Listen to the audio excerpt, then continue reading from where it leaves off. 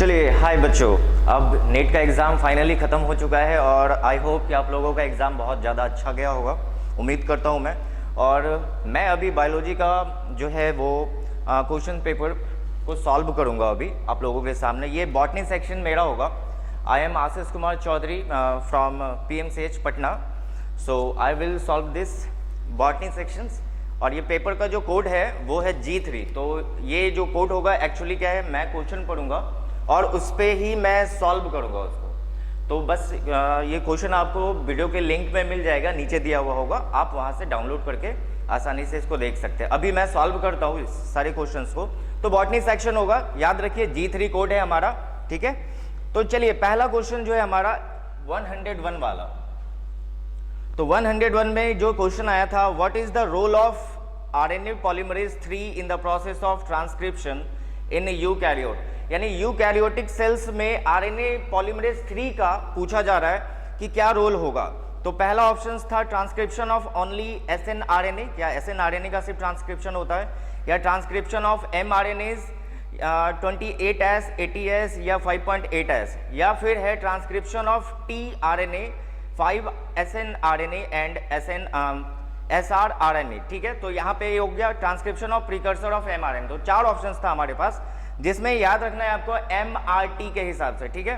तो MRT सबसे पहले, तो वहां पे MRT लास्ट T है, पॉलीमरेज 1 2 3।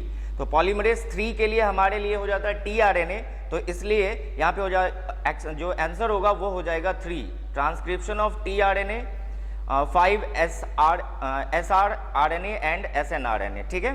चलिए दूसरे नंबर में हम लोग जाते हैं। तो 101 का जो आंसर हो जाएगा हमारा वो हो जाएगा 3।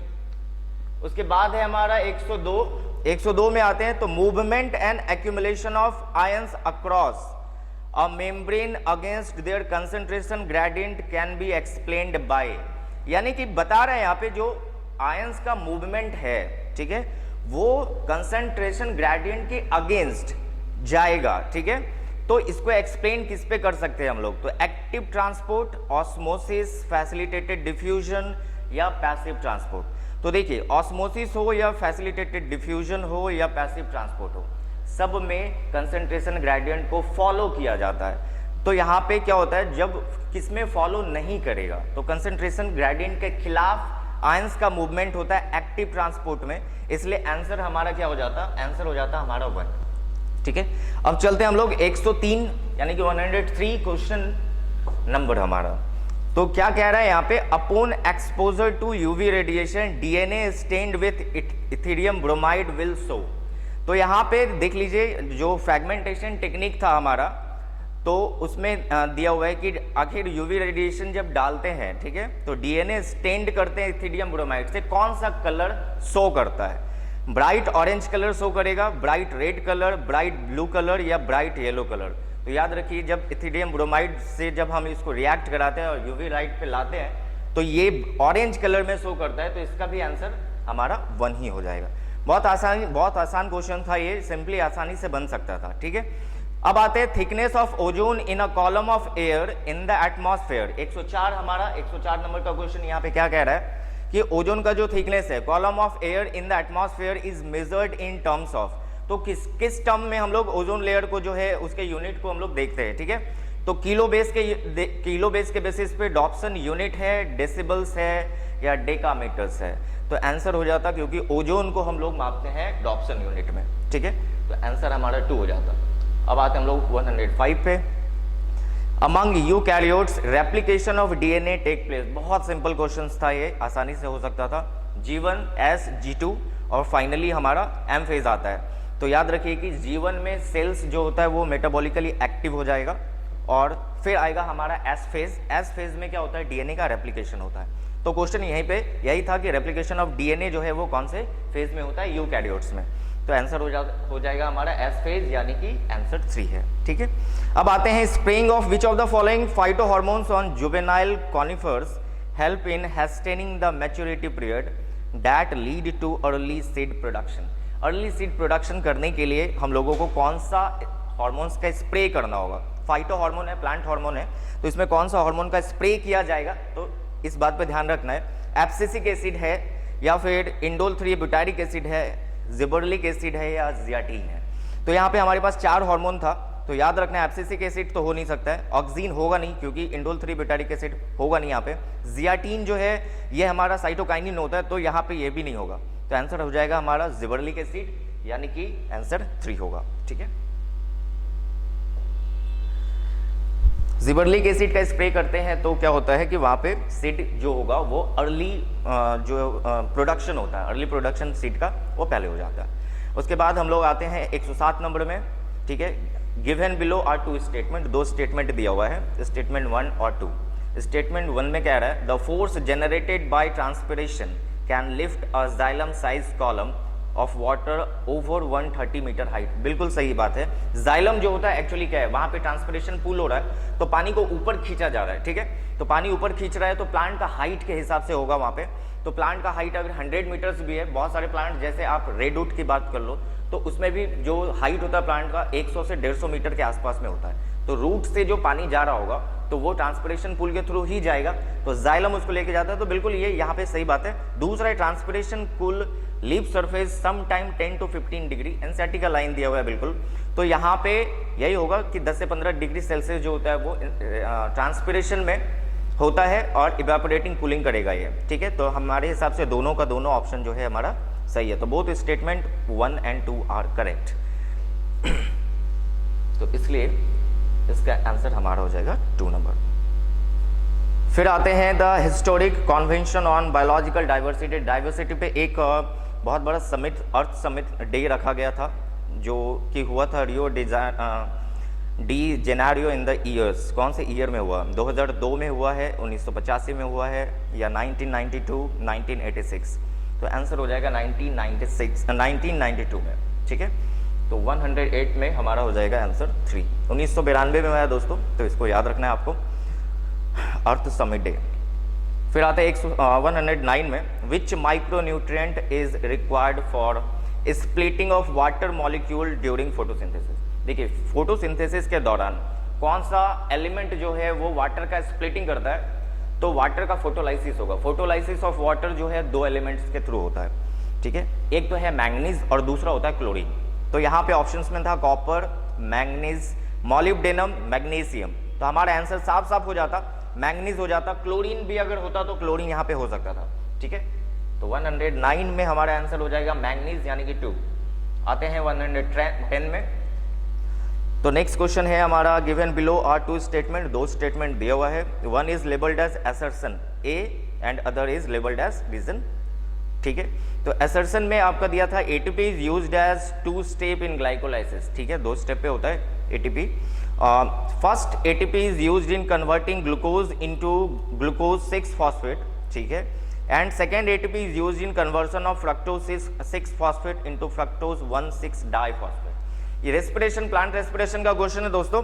तो यहाँ पे क्या होगा कि दोनों का दोनों ऑप्शंस, यानी असर्शन भी सही है और रीजन भी सही है, और बिल्कुल रीजन जो होगा वो असर्शन का करेक्ट एक्सप्लेनेशन है। तो both A and R are true and R is the correct explanation of A. Answer हमारा 2 ही रहेगा। ठीक है, फिर नेक्स्ट आते हैं 111, large colourful fragrant flower with nectar are seen in.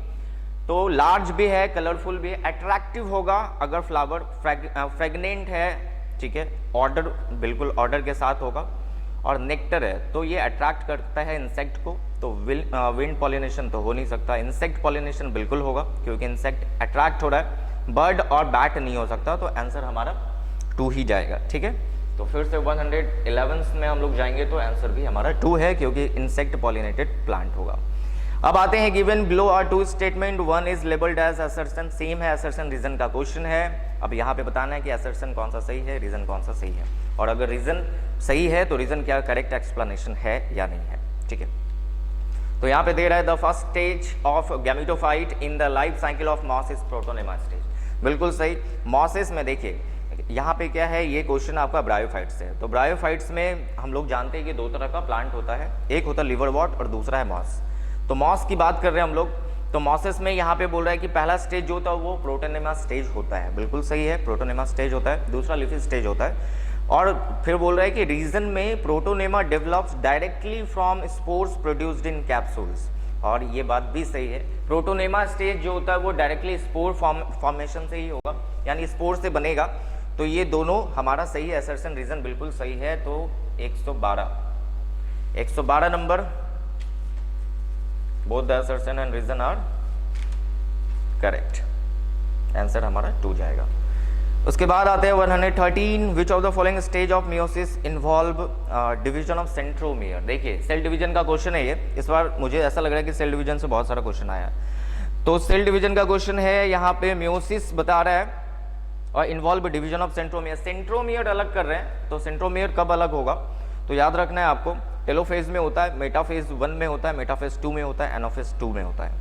तो जब भी आप डिवीजन कर रहे होते हैं या फिर क्रोमोसोम्स को स्प्लिट कर रहे होते हैं, तो क्रोमोसोम 2 अलग अलग तभी कहलाएगा जब आपका मान लेते हैं कि जो क्रोमोसोम था, ठीक है, अगर ये सपोज करते हैं ये क्रोमोसोम है और इस तरीके से ये ऐड किया हुआ है, तो यहाँ पे ये सेंट्रोमियर हो गया, ठीक है। तो स्प्लिट किया जाता है थ्रू द, स्प्लिट करने के लिए हमारे पास सेंट्रो क्या होता है, सेंट्रियोल्स होता है, जो कि स्पिंडल फाइबर से अटैच होता है और ये इसको स्प्लिट आउट करता है। तो एक क्रोमोसोम हमारा इधर आ जाता है, एक क्रोमोसोम ये हमारा इस तरफ आ जाता है, तो स्पिंडल फाइबर के थ्रू अटैच होगा। तो स्प्लिटिंग होता है एनाफेज में, याद रखना है आपको, एनाफेज स्टेज में ये स्प्लिट करेगा। तो आंसर भी हमारा एनाफेज हो जाता है, यानी कि आंसर 4 है। 113 का आंसर 4 हो जाएगा। फिर आते हैं हम लोग in angiosperm 114। In angiosperm the haploid, diploid and triploid structure of a fertilised embryo sac subsequently are. यानी कि यहाँ पे आपको पूछा जा रहा है कि हैप्लॉइड, डिप्लॉइड और ट्रिप्लॉइड, ये तीनों जो होगा वो फर्टिलाइज्ड एम्ब्रियो सैक के अंदर में कौन कौन हो सकता है। तो पहला ऑप्शन में था synergid, antipodal end polar nucleus. Synergid haploid होता है, लेकिन एंटीपोडल भी हैप्लॉइड ही होता है, डिप्लॉइड नहीं होता, तो पहला तो होगा नहीं। दूसरा है synergid, primary endosperm nucleus and zygote. तो हैप्लॉइड, डिप्लॉइड और ट्रिप्लॉइड की बात कर रहा है, यानी कि हमारा जो बात हो रहा है वो हो रहा है N, 2N और 3N का। तो हम लोग को इसमें से देखना है कि कौन कौन है। तो synergid primary endosperm nucleus 3N हो जाता है, तो वो भी नहीं होगा। Antipodal, synergid primary endosperm nucleus, antipodal synergid दोनों हैप्लॉइड है, तो ये भी नहीं हो सकता। चौथा है synergid zygote and primary endosperm nucleus. Synergid haploid है, जाइगोट 2N बिल्कुल, और प्राइमरी एंडोस्पर्म न्यूक्लियस भी हमारा 3N, यानी कि आंसर हो जाएगा हमारा 4। तो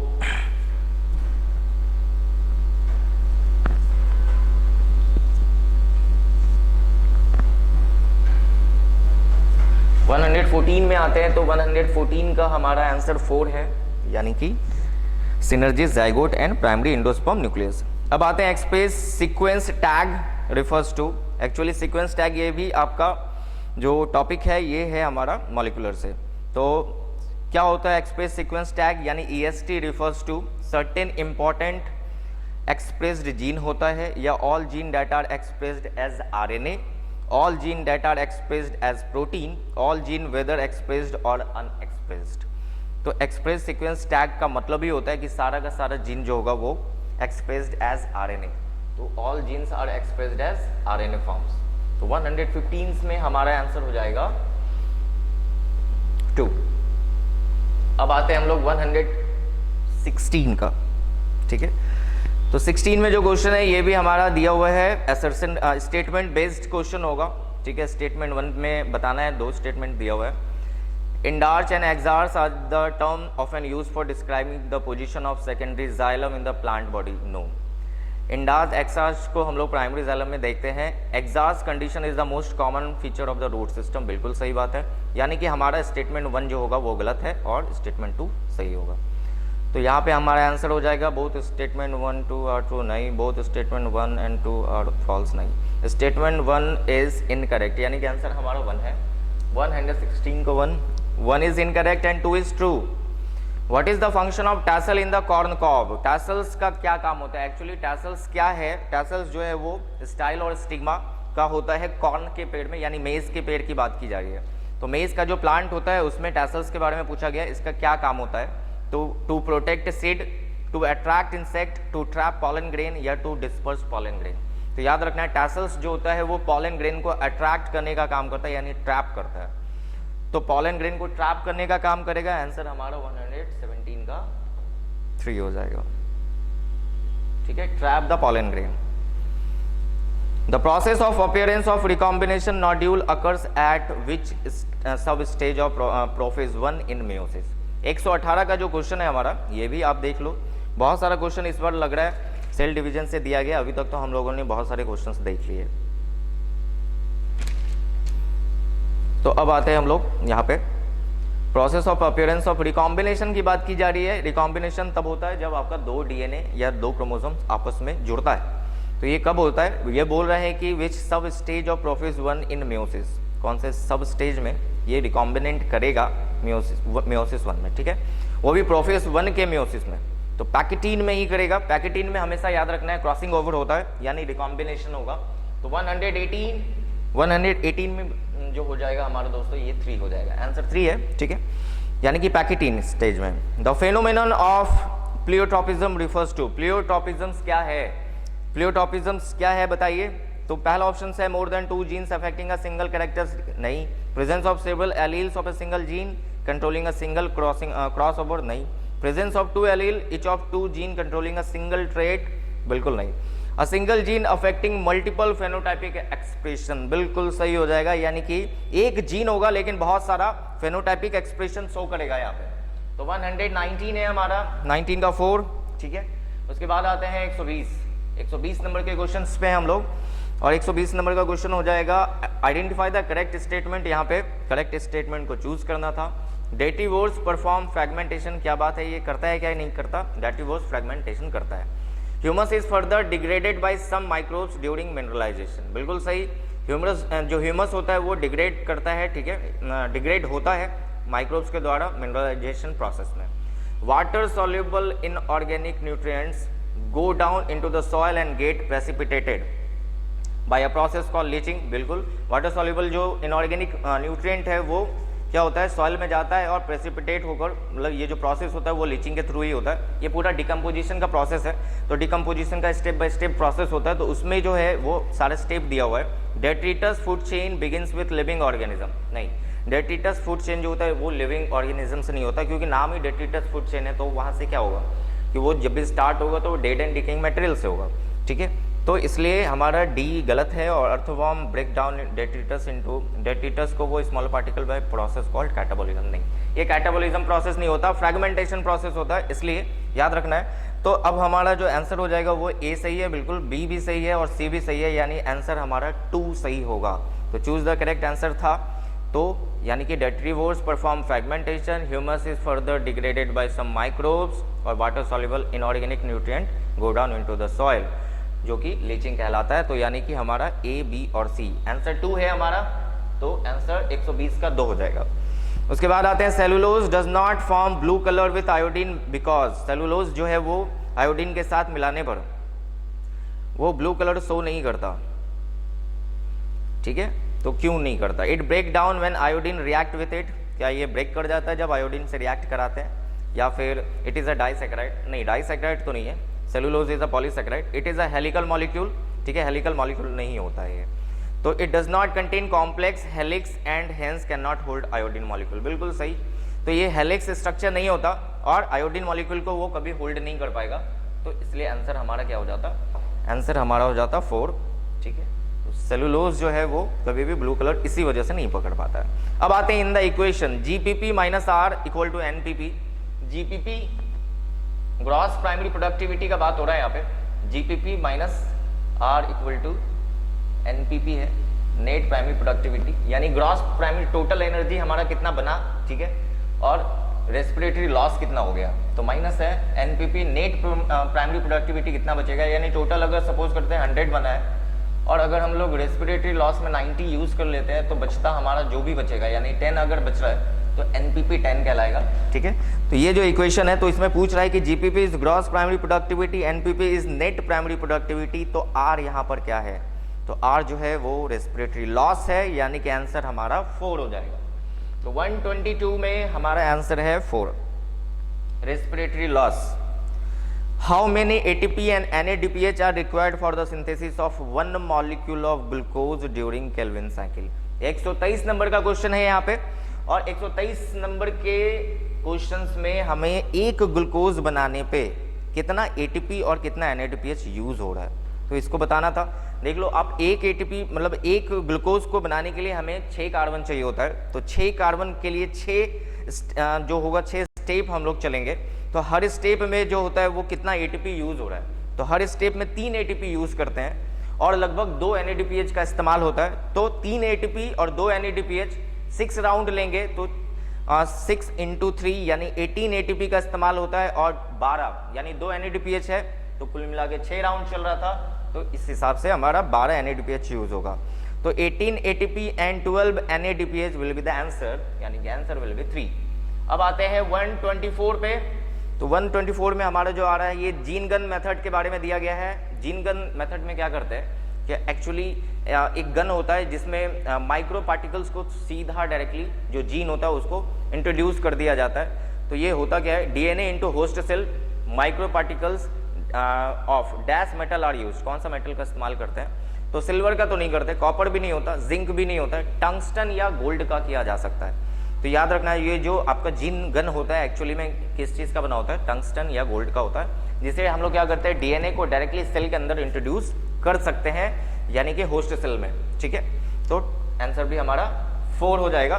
तो देख लीजिए, अब आते हैं हम लोग among the evil quartet which one is considered the most important cause driving extinction of species. Actually देखिए स्पीसीज का ये क्वेश्चन इवोल्यूशन से है, सॉरी ये क्वेश्चन इकोलॉजी से है हमारा, और इकोलॉजी में जो हो क्या रहा है कि जो एक्सटिंक्शन हो रहा है स्पीसीज का वो किसके मेन कॉजेज क्या है इसका, को एक्सटिंक्शन है, ओवर एक्सप्लॉयटेशन कर रहे हैं, मतलब बहुत ज़्यादा हम लोग क्या कर रहे हैं कि वहाँ से रिसोर्सेज से बहुत ज़्यादा उसका निर्यात कर रहे हैं, ठीक है, या एलियन स्पीसीज इन्वेशन, या बाहर से कोई आकर वहाँ पे क्या कर रहा है, वहाँ के हैबिटेट को लॉस कर रहा है। तो ऐसा बिल्कुल भी नहीं है। Habitat loss and fragmentation, habitat loss हो रहा है और फ्रेगमेंटेशन के कारण टूट जा रहा है बहुत सारा, ठीक है, तो जिसके कारण स्पीसीज जो है वहाँ पर क्या होगा, एक्सटिंक्ट करने पर आ जाएगा। तो 125 का आंसर हो जाएगा हमारा 2, यानी कि हैबिटेट लॉस एंड फ्रेगमेंटेशन। ठीक है, याद रखना है एक्सटिंक्शन ऑफ स्पीसीज जो मेन ड्राइविंग हो रहा है वो किसके कारण हो रहा है, तो हैबिटेट लॉस एंड फ्रेगमेंटेशन। अब आते हैं हम लोग 126 नंबर में, given below are 2 statement, one is labelled as assertion reason, same है। Latewood has fewer xylary element with narrow vessels, ठीक है, जो लेटूड है हमारा उसमें बहुत कम जाइलरी एलिमेंट होता है और नैरो वेजल्स होता है। Cambium is less active in winter, बहुत सही बात है, कैम्बियम जो होता है वो विंटर में बहुत लेसली एक्टिवेट रहता है, तो इसलिए हमारा क्या होगा, assertion is false, reason is true, नहीं, both assertion and reason are true, reason is the correct explanation of assertion। तो 126 में हमारा क्या है, 126 का हो जाएगा आंसर 2 है। अब आते हैं आगे चलते हैं, unequivocal proof that DNA is the genetic material was first proposed by, यानी कि DNA जेनेटिक मटेरियल ये सबसे पहले प्रपोज कौन किया था इसके बारे में बताया गया है। तो सबसे पहले प्रपोज करने वाला हार्सी चेज था, याद होगा, ट्रांसडक्शन मेथड था जिसमें हम लोग इस्तेमाल क्या किए थे, हम लोग किए थे बैक्टीरियोफेज का इस्तेमाल किया गया था, याद रखना है, हार्सी चेज के द्वारा। तो 127 का जो आंसर हो जाएगा वो हार्सी एंड चेज, यानी Alfred Hershey and Martha Chase. ठीक है, आंसर 3 है हमारा। फिर आते हैं frequency of recombination between gene pair on same chromosome as a measure of distance between gene to map their position on chromosome was used for the first time। Gene map का बताना है, gene का distance बताना था। हेनकिन के है, Thomas Hunt Morgan दिया है, सुटोन एंड बोवरी या अल्फ्रेड स्टर्डवेंट, तो आंसर हो जाएगा अल्फ्रेड। याद रखना जीन मैप यानी कि जीन के डिस्टेंस को नापने के लिए। 128 का 4 अल्फ्रेड स्टर्डवेंट। ठीक है, चलिए अब हम लोग आते हैं नेक्स्ट पे। तो रिएक्शन सेंटर PS2 यानी फोटो सेंटर 2 का बताना था कि एब्जॉर्प्शन मैक्सिमम एट, तो फोटो सेंटर 2 में जो होगा एब्जॉर्प्शन रेट क्या होगा, तो याद रखिए फोटो सेंटर यहाँ पे फोटो सिस्टम या फोटो सेंटर आप बोल सकते हैं, फोटो सिस्टम 2 में होगा 680 नैनोमीटर का होता है और फोटो सिस्टम 700 पे जाता है, तो इसलिए याद रखिए यहाँ पे आंसर क्या हो जाएगा, 2 हो जाएगा। बहुत सिंपल फोटोसिंथेसिस से क्वेश्चन था। 129 में आ जाएगा 2, यानी 680 नैनोमीटर का वेवलेंथ पर ये काम करेगा फोटो सिस्टम 2। ठीक है, अब आते हैं फैमिली में। Fabaceae differ from Solanaceae and Liliaceae. अगर फेवेसी जो है वो सोलेनेसी और लिलिएसी से कैसे डिफर करता है with respect to the stamen की बात कर रहा है। Pick out the characteristic specific to family Fabaceae but not found in Solanaceae and Liliaceae. यानी कि बताया जा रहा है कि यहाँ पे स्टेमन, हमको स्टेमन के बारे में बताना, स्टेमन के रिस्पेक्ट पे लिया गया है और ऐसा क्या है फेबेसी में जो कि सोलेनेसी और लिलियसी में नहीं होगा। एपिफाइलस एंड डाइथिकस एंथर नहीं, डाइडेल्फस एंड डाइथिकस एंथर हाँ ठीक है, डाइडेल्फस होता है यानी कि दो बंचेस में हमको देखने के लिए मिलेगा एंथर का। तो क्या होगा कि वहां पे एंथर जो होगा वो दो यानी कि एक से ज्यादा, एक से मतलब एक या दो, तो दो एंथर जो होगा वो बंचेस में रहेगा। और डाइथिकस एंथर होता है बिल्कुल, यानी कि हर लोब में दो कंपार्टमेंट देखने के लिए मिलेगा, इसलिए डाइथिकस एंथर होगा। डाइडेल्फस एंड डाइथिकस 130 में हमारा हो जाएगा, 130 में का आंसर है 2। अब आते हैं tissue culture experiment. Leaf mesophyll cells are put in culture medium to form callus. Callus क्या है एक्चुअली में कि एक्स्ट्रा बॉडी डेवलपमेंट करवाते हैं तो उसको कैलस बोलते हैं। ये प्लांट में हो सकता है, ठीक है। तो are put in culture medium to form callus, this phenomenon may be called as, इस फेनोमेनन को क्या कहते हैं, ठीक है। सेनेसेंस कहा जाता है, डिफरेंशिएशन कहा जाएगा, डी डिफरेंशिएशन या डेवलपमेंट। देखिए तो ये एक्चुअली ग्रोथ, प्लांट ग्रोथ से ही है, तो ग्रोथ रेट से क्वेश्चन आ सकता है ये। सेनेसेंस, डी डिफरेंशिएशन, डिफरेंशिएशन या डेवलपमेंट। तो कैलस फॉर्मेशन कर रहे हैं, कैलस फॉर्मेशन जो होगा वो एक्चुअली में डिफरेंशिएशन में नहीं होगा। डिफरेंशिएशन में तो सेल फिक्स्ड हो जाता है और अपना सेल डिवीजन छोड़ देता है। सेनेसेंस मतलब हो गया कि ओल्ड एज पे आना, और डेवलपमेंट नहीं, यानी डी डिफरेंशिएशन में वो होगा यानी कि वो सेल जो डिफरेंशिएट कर चुका था लेकिन फिर फाइनली क्या होता है कि वो फिर से सेल डिवीजन करने के लिए जा सकता है। तो जब कोई सेल वापस से सेल डिवीजन के लिए रिक्रिएट होता है तो उसको हम लोग डी डिफरेंशिएशन कहते हैं। तो कैलस फॉर्मेशन एक्चुअली क्या है, एक्स्ट्रा सेल्स का डेवलपमेंट होना प्लांट में, ठीक है। तो 131 का क्या हो जाएगा, डी डिफरेंशिएशन, यानी आंसर 3 है हमारा। अब आते हैं 132 में। तो which hormone promotes internode petioles elongation in deep water rice. Rice plant के बारे में बताया जा रहा है, ठीक है। इंटरनोड का प्रमोट्स कर रहे, इलॉन्गेशन करना है, और पेट्यूल्स का तो क्या है 2,4-D ले सकते हैं या फिर GA3 होगा, काइनेटीन हो सकता है या इथाइलिन हो सकता है। तो ये देख लीजिए 2,4-D एक्चुअली क्या है, ऑक्सीन है, जिबरलिक एसिड 3, काइनेटीन नहीं हो सकता, साइटोकाइनिन नहीं करेंगे। इंटरनोड का इलॉन्गेशन एक्चुअली में जो होगा वो इथाइलिन के द्वारा हो सकता है। याद रखिए इथाइलिन रिपनिंग ऑफ फ्रूट के लिए भी रिस्पॉन्सिबल है और इंटरनोड का इलॉन्गेशन करने के लिए भी रिस्पॉन्सिबल है। तो 133 में हम लोग कौन सा क्वेश्चन था, 132, हाँ 132 में हमारा हो जाएगा 4, ठीक है। अब आते हैं 133 में। 133 का होगा during the purification process for recombinant DNA technology addition of chilled ethanol precipitate out. Actually क्या है, जब हम लोग डीएनए का क्या होता है, डीएनए को एक्सट्रैक्ट करना होता है। जब डीएनए को हम लोग न्यूक्लियस से निकालते हैं, ठीक है, तो न्यूक्लियस से निकालने के लिए सेल्स को तोड़ना पड़ता है। तो सारे एंजाइम्स डाल के जब सेल्स को तोड़ते हैं तो तोड़ने के बाद डीएनए को बाहर निकालना होता है। तो डीएनए को बाहर प्रेसिपिटेट करने के लिए चिल्ड इथेनॉल में हम लोग चिल्ड इथेनॉल डालते हैं ताकि डीएनए ऊपर की तरफ तैरने लगता है, प्रेसिपिटेट कर लिया जाता है। तो डीएनए ऊपर की तरफ आ जाएगा, तो आंसर हो जाएगा हमारा डीएनए यानी कि 133 का 3, ठीक है। अब आते हैं हम लोग 134 नंबर पे। Identify the pair of heterosporous pteridophytes among the following. Heterosporous बोल रहा है यानी कि दो अलग अलग टाइप का स्पोर्स की बात कर रहे हैं हम लोग यहाँ पे। टेरिडोफाइट्स में बताया जा रहा है, तो यानी कि एक तो हो जाएगा माइक्रोस्पोर्स और दूसरा हो सकता है आपका मैक्रोस्पोर्स। माइक्रो और मैक्रो दो तरह का स्पोर्स अगर किसी प्लांट में हो रहा है, ठीक है, तो वो डायरेक्टली ये एनसीईआरटी का ही लाइन से दिया हुआ है। तो इक्वेस्ट्रम एंड साल्विनिया नहीं होगा बिल्कुल भी, ठीक है। लाइकोपोडियम सिलाजिनेला नहीं हो सकता। Selaginella and Salvinia, Psilotum and Salvinia. तो आंसर हो जाएगा सिलाजिनेला एंड साल्विनिया। एनसीईआरटी का डायरेक्ट लाइन उठाया हुआ है ये, और ये बहुत सिंपल क्वेश्चन था। डायरेक्ट आप जाके एनसीईआरटी देखेंगे तो वहां पे ये लाइन मिल जाएगा, सिलाजिनेला एंड साल्विनिया हेटेरोस्पोरस, ठीक है। तो 3 हो जाएगा हमारा आंसर 134 का। अब आते हैं एक्साइल प्लासेंटेशन। प्लासेंटेशन पे भी क्वेश्चन आया है, मॉर्फोलॉजी का क्वेश्चन है ये। तो axile placentation is observed in, तो एक्साइल प्लासेंटेशन का जो अब ये हो जाएगा ऑप्शन हो जाएगा वो क्या हो जाएगा, China rose, petunia, lemon, mustard, cucumber, primrose, China rose, bean and lupin, tomato, dianthus and pea. तो यहाँ पे याद रखिए एक्साइल प्लासेंटेशन कह रहा है, तो एक्साइल प्लासेंटेशन मार्जिनल के बाद जस्ट एक्साइल आ रहा था और एक्साइल प्लासेंटेशन में लेमन फेमस था, तो इसलिए याद रखिए कि lemon will be the answer, तो लेमन यहाँ हमारे पास एक ही में है, तो China rose, petunia and lemon, यानी कि आंसर हमारा क्या है 1 हो जाएगा।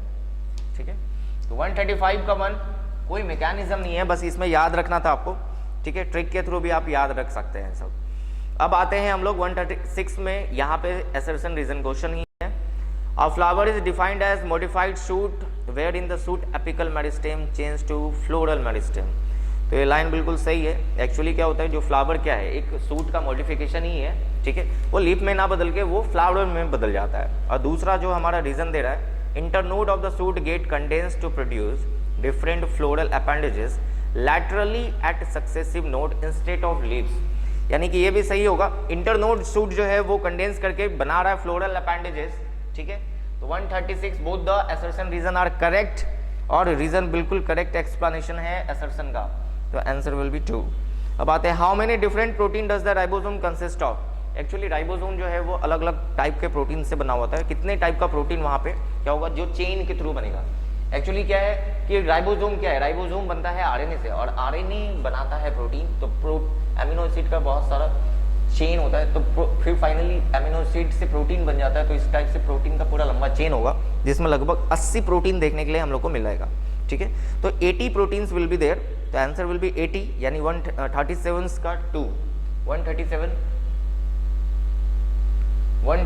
में हमारा आ रहा है आंसर 2 है। ठीक है, यानी कि 80 प्रोटीन्स।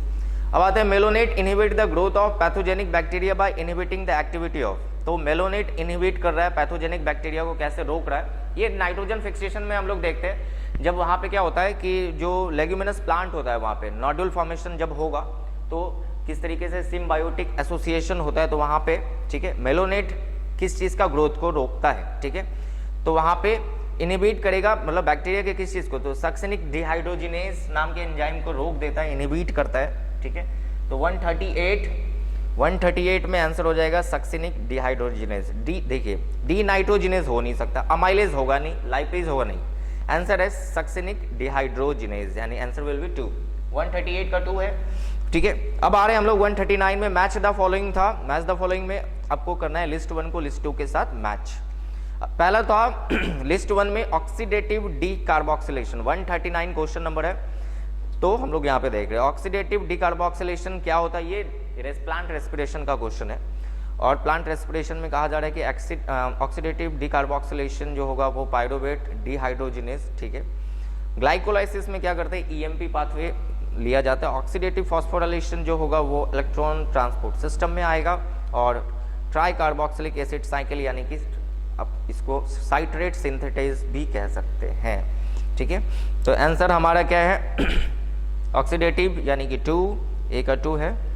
उसके बाद ग्लाइकोलाइसिस में ईएमपी पाथवे, बी का 4, ए का 2, बी का 4, आंसर विल बी 1। 139 का 1 है आंसर। ठीक है, बहुत सिंपल क्वेश्चन था प्लांट रेस्पिरेशन में। अब आते हैं हम लोग 140, given below are 2 statement. Statement 1 में क्या कह रहा है कि Gause competitive exclusion principle state that two closely related species competing for the same resource cannot coexist indefinitely and competitively inferior one will be eliminated eventually। ठीक है, in general carnivores are more adversely affected by competition than herbivores। देखिए actually क्या है कि जब compete करता है एक ऑर्गेनिज्म दूसरे ऑर्गेनिज्म से, ठीक है, और अगर वहाँ पे हम लोग क्या देखते हैं कि कोई स्पीसीज रह रहा है और किसी रिसोर्सेज के लिए रह रहा है, अगर वहाँ पे वो ऑर्गेनिज्म थोड़ा सा ज़्यादा स्ट्रॉन्गर, फिजिकली स्ट्रॉन्ग ज़्यादा अगर होगा, तो दूसरे स्पीसीज को वो क्या करेगा, या दूसरी कम्युनिटी को वो सीधा एलिमिनेट कर देता है वहाँ से। ठीक है, तो ये बिल्कुल सही है। लेकिन in general carnivores are more adversely affected by competition than herbivores. ऐसा जरूरी नहीं है, हार्बिवोर्स अगर हार्बिवोर्स भी कंपटीशन करना चाहे तो वो भी दूसरे रिसोर्सेज, दूसरे ऑर्गेनिज्म या कम्युनिटी को एलिमिनेट कर सकता है, तो ये गलत है। यानी कि assertion statement 1 is correct, incorrect and 2 is correct.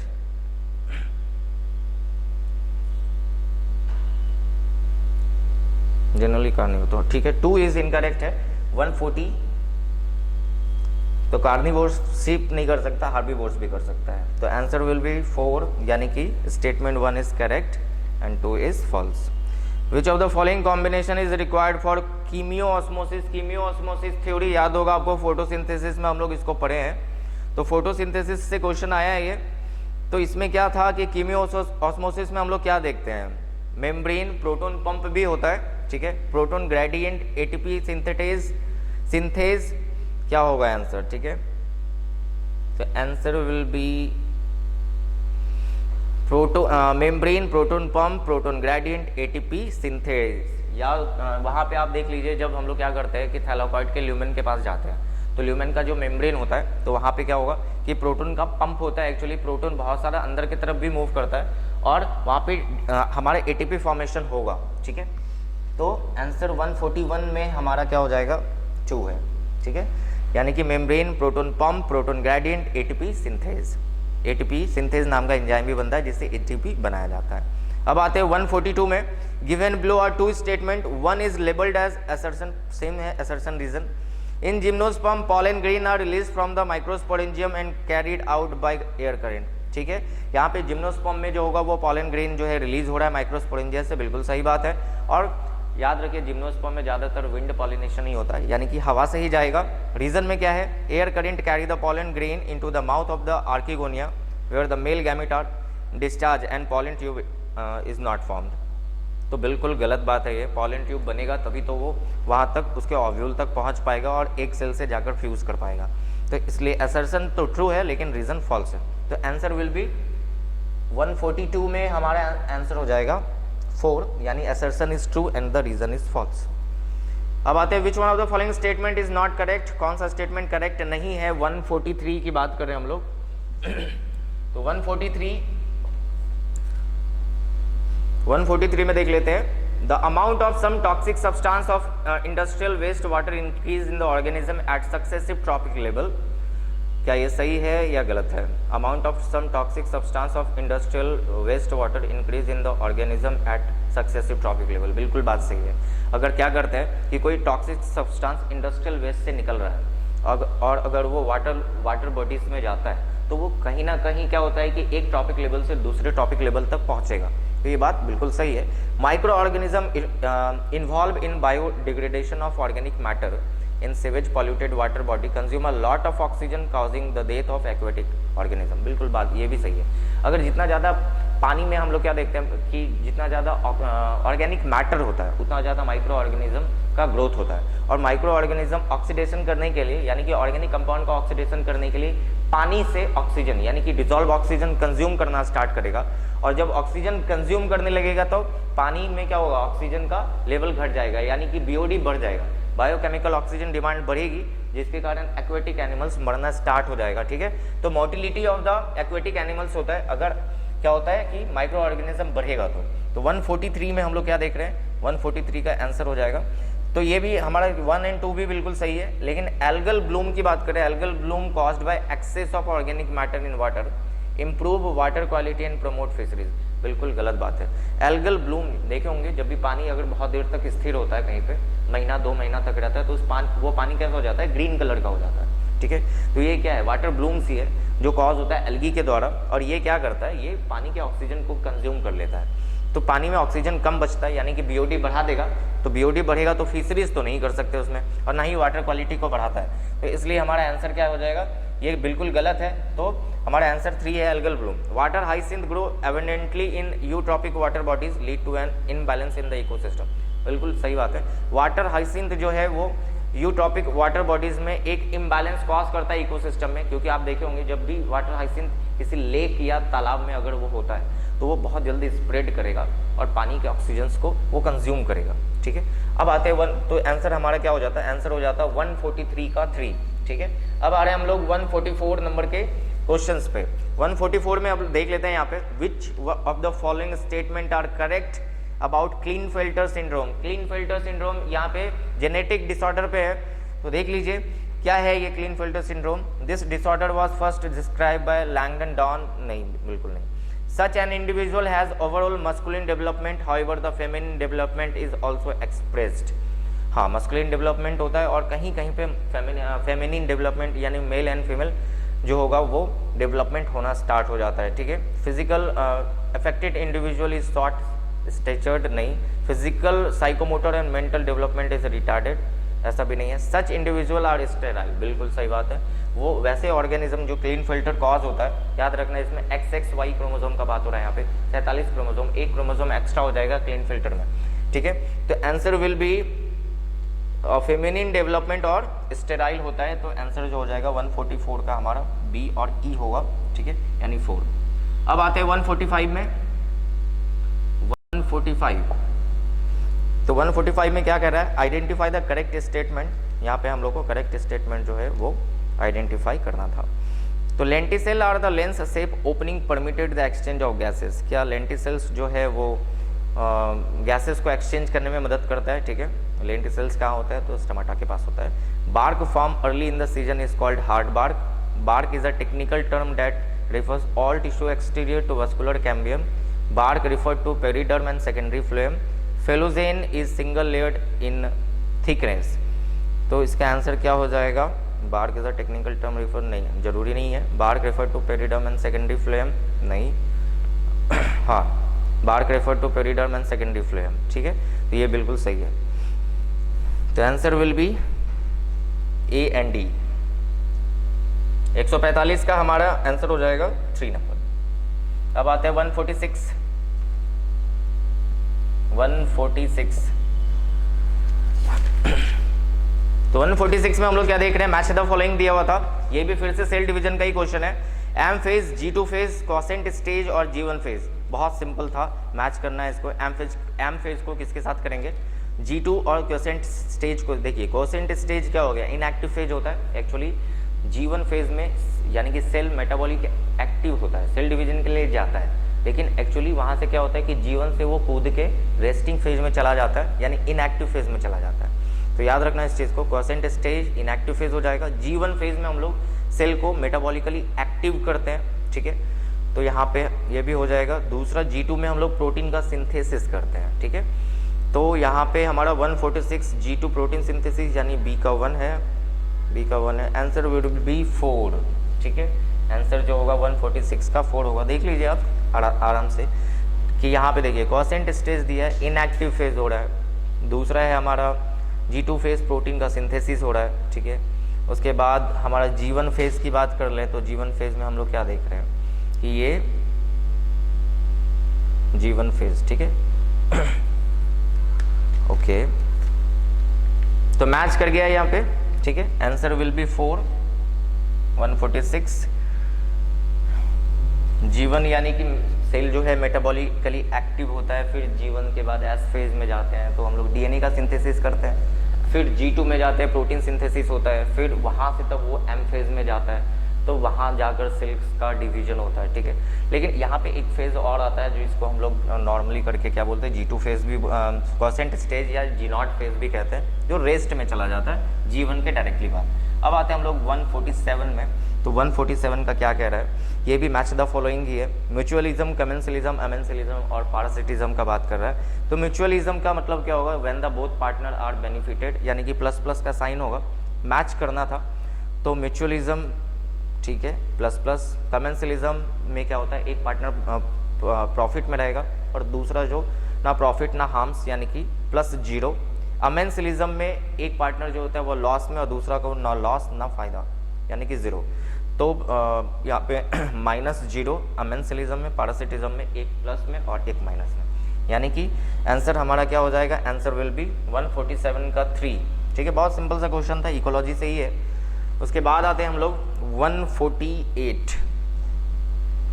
148 में आ रहे हैं। तो 148 में क्या है, ये है हमारा ट्रांसपोर्ट इन प्लांट से, यानी वाटर रिलेशंस के बारे में जाना था। कोहेशन, एडिशन, सरफेस टेंशन और गटेशन, ठीक है। तो कोहेशन में क्या होता है, जब वाटर मॉलिक्यूल्स के बीच में म्यूचुअली अट्रैक्शन होगा तो वो कोहेशन कहलाता है। एडिशन में हम लोग क्या देखते हैं कि अट्रैक्शन होता है पोलर, जो पोलर सरफेस है, तो वाटर मॉलिक्यूल्स का पोलर सरफेस के साथ अट्रैक्शन होना, ठीक है। गटेशन में क्या देखते हैं कि water loss in the liquid phase. देखिए गटेशन और ट्रांसपिरेशन में बहुत बड़ा कंफ्यूजन होता है कि गटेशन क्या है, ट्रांसपिरेशन क्या है। तो गटेशन में लिक्विड ड्रॉपलेट के फॉर्म में वाटर का लॉस होता है, यानी कि लिप्स के टिप पर से ये हो सकता है। ट्रांसपिरेशन जो है वो स्टोमाटा से वाटर वेपर के फॉर्म में होता है। तो याद रखना है दोनों में वाटर का लॉस ही हो रहा है, ट्रांसपिरेशन में भी और गटेशन में भी। लेकिन गटेशन में क्या होता है, वाटर ड्रॉपलेट के फॉर्म में करते हैं, और ट्रांसपिरेशन में हम लोग वाटर वेपर के फॉर्म में वाटर लॉस करते हैं। ठीक है, तो आंसर जो हो जाएगा हमारा यहाँ पे क्या हो जाएगा, आंसर विल बी 2। ठीक है, यानी कि कोहेशन का mutual attraction among water molecule. Addition में हम लोग क्या देखेंगे, attraction toward polar surface. Surface tension में हम लोग क्या देखते हैं कि more attraction in liquid phase, और गटेशन में water loss in liquid phase. ठीक है, अब आते हैं हम लोग 149 में। तो 149 का क्वेश्चन देख लिया जाए एक बार। Main step in the formation of recombinant DNA are given below, arrange this step in a correct sequence. Actually क्या करना है कि रिकॉम्बिनेंट डीएनए टेक्नोलॉजी में हम लोग क्या करते हैं कि किस तरीके से जो पूरा का पूरा डीएनए का हम लोग क्या कर रहे हैं, रिकॉम्बिनेशन कराते हैं। तो सबसे पहले क्या किया जाता है, सबसे पहले हम लोग क्या करते हैं, तो सबसे पहले होता है कि आपको क्या करना होगा कि डीएनए को एक स्पेसिफिक पोजीशन से रेस्ट्रिक्शन एंडोन्यूक्लियस एंजाइम की मदद से काट लेना है।